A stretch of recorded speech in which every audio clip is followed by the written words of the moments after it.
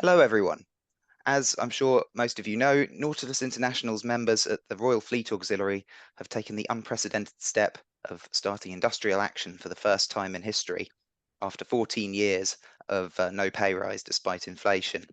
As we're filming this video, they're still standing strong, and the incoming UK government is going to have to sort out the situation because I think I'm allowed to say now, if the dispute isn't settled, there is not going to be any effective naval support from the RFA by the end of September as a result of the industrial action that's going on there. So with all of this going on, I thought this would be a good time to look at some of the problems facing seafarers at a very similar organization, the United States Military Sealift Command, and to see if there's any lessons to be learned there. Luckily, I've got a real expert today to help explain what's happening at the MSC. I'm really pleased to welcome Sal Mercogliano. He's a seafarer, an academic, and he runs a really great YouTube channel. Sal, please go ahead and introduce yourself.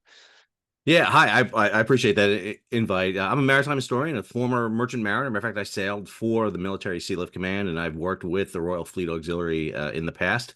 And as you mentioned, for the past 3 years or so, I've been running a YouTube channel, What's Going On with Shipping, where I've featured the issues associated with both the RFA and the MSA, along with global shipping.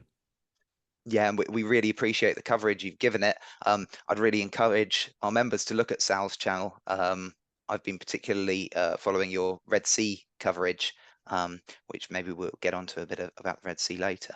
But first of all, the MSC, obviously a lot of people will know what it is, but for those who don't, could you briefly fill us in on how it stacks up vis-a-vis the RFA? Yeah, it's a very interesting organization because it's very parallel to the Royal Fleet Auxiliary. Matter of fact, early in the 20th century, both the Royal Navy and the U.S. decided to create these auxiliary services. It was originally called the Collier Service in the United States, and then it became the Navy Auxiliary Service. And it really came into being post-World War II as the Military Sea Transportation Service. It was renamed Military Sealift Command in 1970. And very much like RFA, it runs the auxiliary vessels for the U.S. Navy. So all the underway replenishment vessels are operated by civilian merchant mariners. Now, these are mariners who are in the employ directly of the U.S. government. So sometimes you'll hear the term civilian mariner or CivMar to basically denote the mariners on board. Basically, they operate 1/5 of the U.S. Navy, a very similar proportion of what the RFA does for the Royal Navy.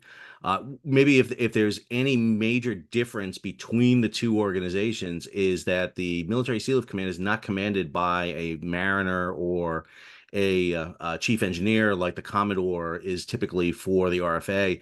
They're typically commanded by a U.S. Navy admiral, and that's been part of their problem too, is that the connection between the merchant mariners and the U.S. Navy has become further and further detached as it goes on.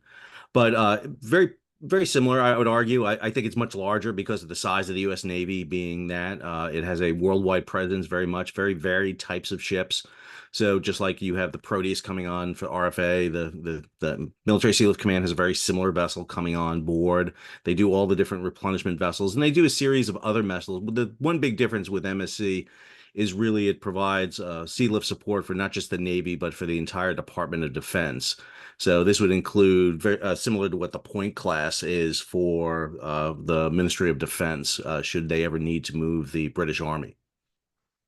All right, so our members will be familiar with the situation at the RFA where there has been an ongoing pay issue, and that's led to a serious recruitment and retention crisis. Now, my understanding from a couple of your videos before is that there's a similar recruitment and retention problem for Military Sealift Command, but that has some quite different origins. So, yeah, can you tell us a bit about that? What's going on there? Yeah, I mean, I think the members of RFA would find the problem very different than what they have in MSC. So, for example, pay is not the issue. If you look at the salaries being offered by Military Sealift Command, RFA would love the money. It looks great. I mean, we're talking about hundreds of thousands of dollars in the U.S. I mean, for starting jobs, and so literally the Navy, the U.S. Navy, has been throwing money at the problem. The issue has been really the leave policy. As civilian mariners, they operate under the same leave system that federal employees in the U.S. government operate. So if you're working in Washington, D.C., in the Beltway, you basically have the same leave system as someone who's sailing at sea. And I think, people who sail in the RFA will understand that a job at sea is not a job at land. You don't go home every night. It's not 9 to 5, Monday through Friday with your holidays off. And, you can schedule your days off and holidays so that you can, make a life of it. For MSC, it's been a systematic problem for a new mariner on board, whether a deck officer, a mate, or an engineer. They would have to work almost 10 months of the year to get their full leave in. So they would have to be on board for quite a long period of time. And then their leave is very short, very quick, and their policy for getting back on and off the ships has been a problem. So MSC is guaranteed basically a 4 month sea tour. You show up on your ship, supposed to be on 4 months, and then they guarantee you 2 months off. The problem is those guarantees don't work. No one's getting off in 4 months. And the 2 months you have off, a lot of that is unpaid during that period of time because you don't have enough leave. And then even when you get off, you're kind of badgered and harassed to get back onto a ship, or else you may lose your spot because they need people. The way it basically falls out for Military Sealift Command is they have a workforce of about 6,000 mariners to fill 5,000 spots. So that means there's 1.2 people for every spot, and it's just an unsustainable number. You would need, in my argument, about 10,000 mariners. You need about 4,000 more. You almost need one for one. For every person you're sailing, you need somebody to at least be coming on. Maybe you can get by with 1.75, 1.8. But this has been a detrimental problem. What has happened in Military Sealift Command is ships are being gapped. Some ships are being taken out of service for lack of crews. Ships are not being able to perform their mission to their full capability. So, for example, if you're an underway replenishment vessel, you may not have enough crews to fly all the rigs you need to do a replenishment at sea. And this has a big issue should all of a sudden there be a conflict or an emergency. We may not have the requisite mariners to fill out the entire fleet. And more importantly, should there be losses or issues, many mariners will just simply walk away and go get jobs somewhere else for comparable money and much better leave. I mean, even before there's some kind of catastrophic conflict in the global situation we have now, obviously there are deployments around the world. With a ratio like that of personnel to berths on board, that must be having a really serious effect on It the does. personnel I level. mean, one of the things we're seeing is a big turnover. And so, especially in the lower ranks, where in the unlicensed and the junior officer level, you're just kind of the term they use is churning. You're churning through a lot of people. Mhm. And this creates a big problem because if you can't retain them at that junior level, you're not able to train them up to be the mid level and the upper level. And that has created a problem in that MSC has had to bring a lot of people in at a much higher level than they normally do, which means you've got to educate them on it. RFA personnel will tell you, and same as MSC, it's not the same seafaring job as running a tanker from point A to point B or a container ship. Very different jobs, very dynamic jobs, and require an understanding of the situations, especially when you're sailing right alongside a vessel at 150 feet at 12, 13 knots, and you're trying to pump high, very volatile diesel fuel and jet fuel over to them.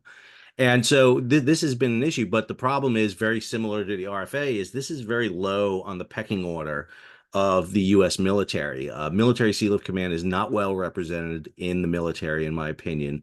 They're commanded by a two-star admiral. Back in the day when they were first created, it was a three-star. Back when a three-star admiral was rare.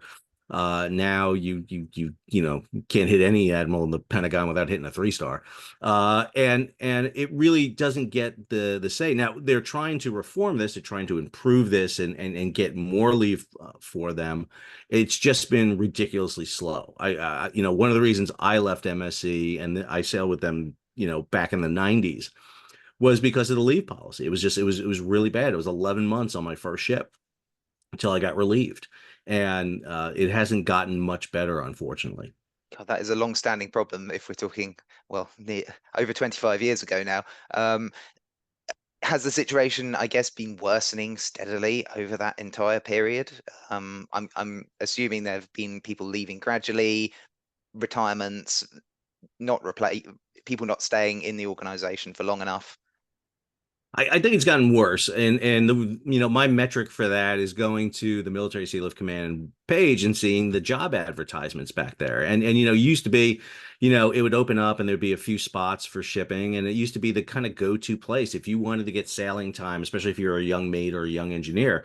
That's where you go. You go on board and you churn and burn through some time, and you get some sea time, and you upgrade your license, and then you maybe go work for one of the union companies or do something else in shipping. The problem now is they're not even getting that, and they're not pulling the young mariners in at all, and that's a problem. And because of the changes in regulations put in place by IMO, everything from STCW and all the requirements you have to have to sail on vessels. If you're a tankerman, all those certifications, it becomes very difficult to just pull somebody up and very quickly put them on a ship. And the amount of training that Military Sealift Command has to do above and beyond the normal training too, for military contingencies, for security. You have to have background checks. You have to clear security clearances. All of that makes it very difficult. Yeah.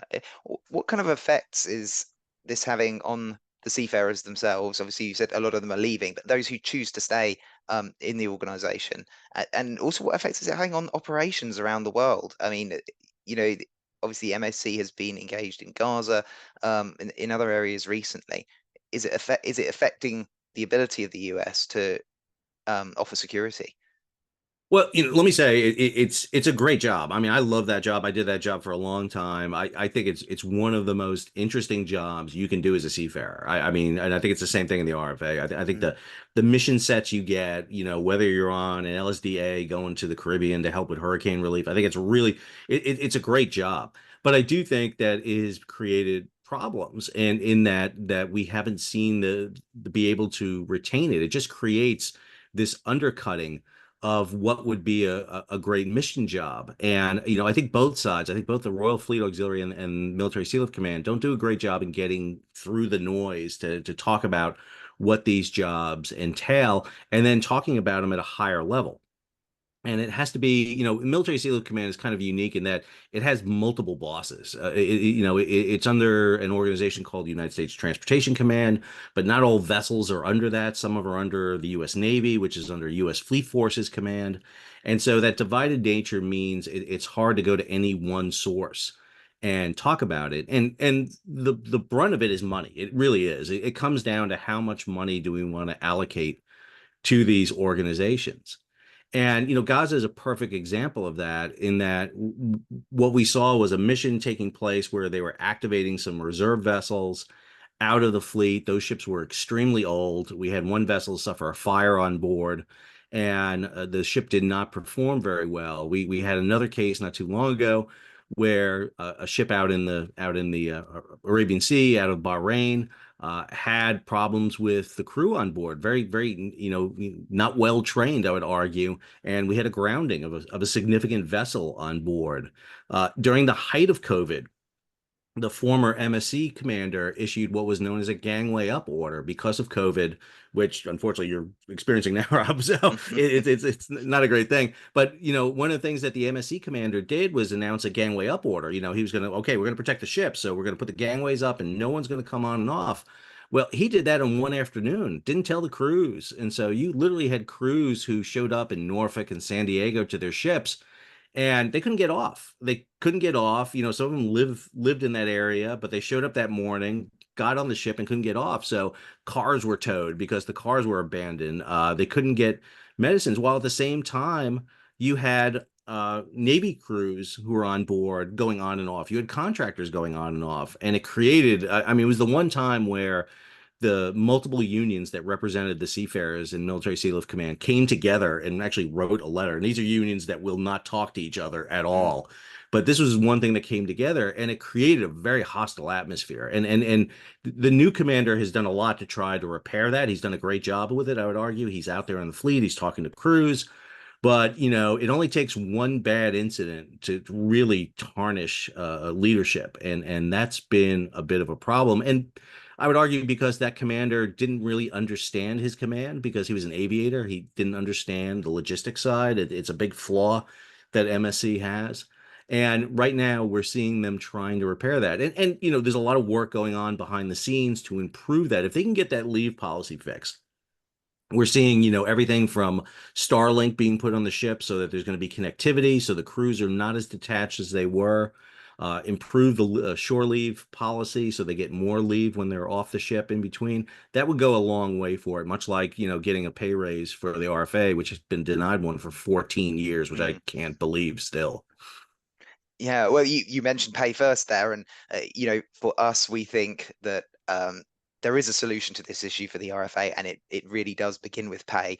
After 14 years, pay isn't everything, but it's also a sort of measure of the amount of respect that the government has for the serving personnel. If they're not even willing to pay them well, how are they going to treat them in every other way? How are they going to ensure that they have good working conditions on board?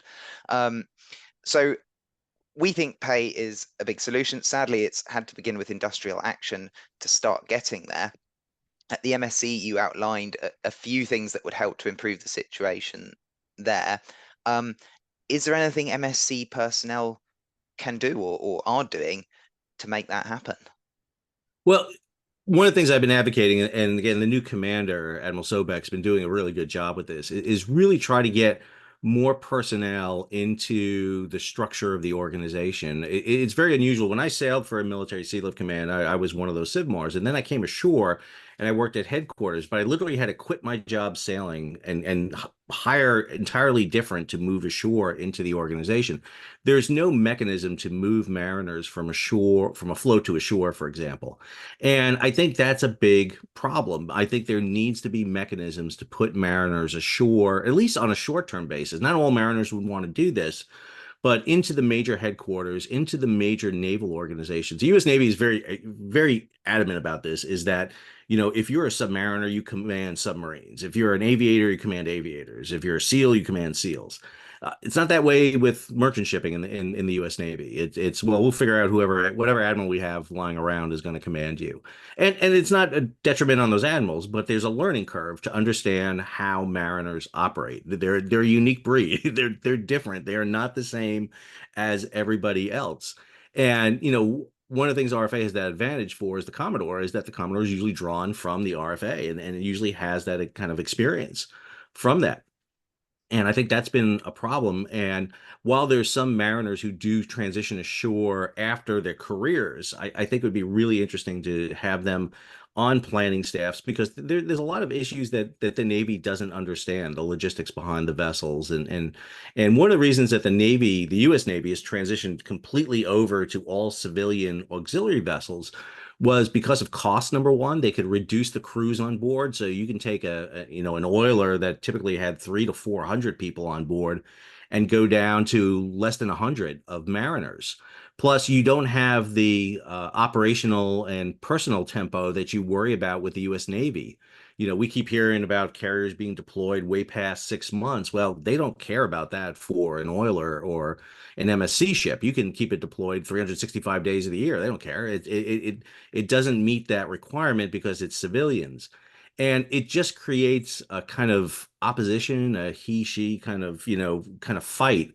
And in truth, in the US, the relationship between the merchant marine and the Navy has not been great. It's been a very kind of bipolar arrangement. You know, at the end of World War II, merchant mariners were denied veterans benefits. They didn't get them until 1988.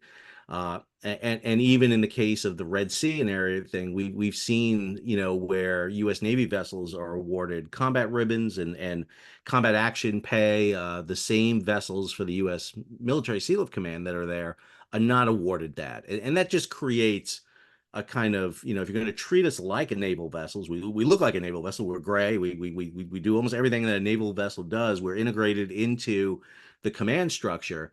You should start treating them the same. One of the worst things, for example, I'll give you that undercuts military sea lift command is this. On a Navy base where these ships are based, so if you go to Norfolk, these ships are there. If you're an MSC sailor and you walk off the dock and you go to the convenience store that's right across the street, the dock, you can't go in there because you're not a U.S. Navy sailor. And you have to go all the way off base to go get anything. You can't use the exchange, you can't use the commissary. And these are not contractors. These are not people that are hired for a short period of time to do work. These are employees of the Department of Defense, much like the RFA is employees of the Ministry of Defense. And you're giving them a role as a sailor in maybe not the full sailor way that you're doing for a U.S. Navy sailor or a Royal Navy sailor, but it's those little treatments that really undercut the kind of camaraderie, the feeling of belonging. And I think at times it goes to the issue you're talking about is pay. Well, if you're going to treat us like this, then we want to be treated better, and it's either pay or leave. And those are really the two issues I think that we see right now with RFA and MSC is the pay issue and the leave issue. Mm. Um, I'd like to broaden the conversation slightly because um, if we can fix the pay issue, if in the US you can apply some of those solutions you mentioned there and increase the feeling of respect and belonging that people have, will there be enough merchant mariners to recruit anyway, or prospective merchant mariners?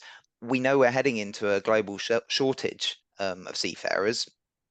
Um, my question, I suppose, is there a need for governments and perhaps even organizations like NATO to get more involved with merchant shipping, to look at organizations like the RFA, but also to look more broadly at imposing measures to ensure that there are enough trained seafarers in general from our own countries that will be there in the event of another crisis?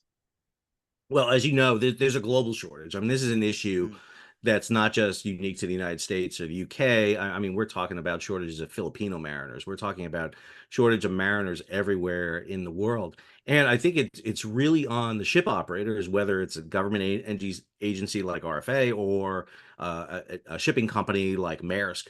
You have to do more for the mariners. You have to improve their way of life, and that includes everything from internet connections with Starlink to crew rotations to crew leaves. I mean, nothing was worse for merchant mariners worldwide than COVID, mm, and it created huge disruptions across them that really turned off a lot of mariners. I don't think we really realize the impact that has had, that people just walked away from that career, and they're still trying to cover that up. I think within the United States and the UK and throughout the European Union and a lot of countries that have gotten rid of their merchant marines and have diminished them quite a bit, they really need to do some things to show what these careers are, the opportunities they have. In the United States, we have a federal merchant marine academy and we have 6 state maritime academies. And the indicator for me things are bad is that the number of graduates from those schools are not going to sea, and they're not going into Military Sealift Command, which is the largest employer of U.S. merchant mariners.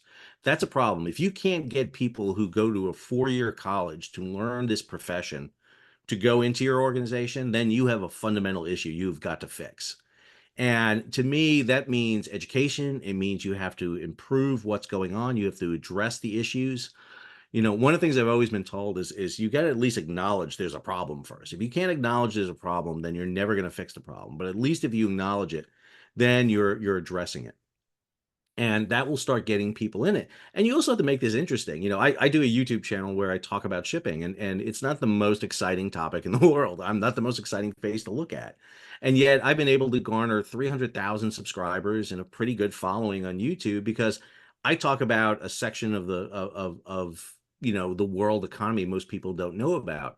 And I think MSC, RFA have got to do a better job at showing how cool those jobs are, what they're unique. I mean, they're really unique, really different. If you want to do something out of college, man, this is something that is really different. You have to understand that you're going to go through a lot of people. I think the concept of getting a mariner who's going to stay with you for 30 years is a lot rarer than it used to be. But that's true in almost every industry. I'm a college professor, and most college graduates today hold their first job for 11 months because they see what the next opportunity is. And so you've got to gear your organizations for that churn a little bit. You have to be prepared for it. You need to be able to talk about it. And I think we need to do a better job talking to those mariners who are coming into RFA and MSC about, all right, if you're going to stay with us, this is the long-term stay. But if you're just interested in maybe 2 to 5 years, here's what you're going to get out of this. And what does it mean? You can pay off your college. You can earn a lot of money in MSC, not RFA. But you get a this type of profession and accreditation and experience. And I don't think we do a great job of that. We really don't. And you know, and we're seeing that with militaries, where militaries are having a real hard time getting people to join. And so I think we need to holistically relook at our industry and how we sell this to younger people because they don't understand it. If there's not somebody out with a TikTok from RFA or MSC on a constant basis talking about their different jobs, we are failing our ability to tell people about these jobs. Yeah, well, we'll keep banging that drum. It's obviously a very difficult thing to do to persuade people to go to sea in this day and age. But perhaps with things like Starlink, we can begin to make it fit in with lifestyles that people expect a bit more. Um, Sal, thank you so much for joining me today and sharing all of your knowledge. Once again, where can people find you on YouTube or on other socials? Yeah, I'm on What's Going On with Shipping on YouTube. You can follow me on Twitter at Mercogliano S. And you know, I'm a professor over at Campbell University in North Carolina, so you can always reach me through Campbell University. And I just want to wish the best to all the members of RFA in their struggle to get more compensation. It's long deserved, as I said before. Had an opportunity to work with RFA for a long time. I've been on many vessels on them. I can remember being on Argus like it was yesterday, and those are ships and crews that do a fantastic job. I know the job that they do out there. So hoping all the best for them. Thank you very much, Sal. I'm sure they'll appreciate that. And all strength to our members there and to seafarers in the MSC as well. I hope they get the leave that they deserve.